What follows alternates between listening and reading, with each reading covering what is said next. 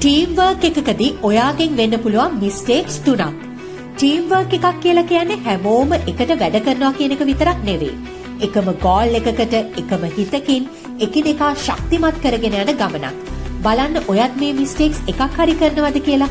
පළවෙනි එක හැම දෙයක්ම Tamanම කරන්න හදන එක. මට හොඳට පුළුවන් අනිත් අය ස්ලෝ කියලා හිතුවොත් එතන ටීම් වර්ක් එකක් නෑ. වන් මෑන් ෂෝ එකක් තමයි තියෙන්නේ.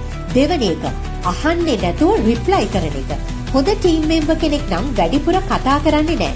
මුලින්ම හොඳට අහගෙන ඉඳලා අනිත් අයගේ අයිඩියාස් අරගෙන තමයි ඉස්සරහට යන්නේ. තුන්වෙනි එක වරදක් වුණොත් බ්ලේම් කරන එක.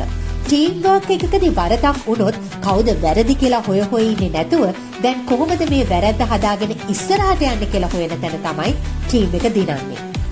ඔයා මේ මිස්ටේක්ස් තුනෙන් එකක් හරි කරනවා නම් ඔයාට විනිං ටීම් එකක මෙම්බර් කෙනෙක් වෙන්න බෑ.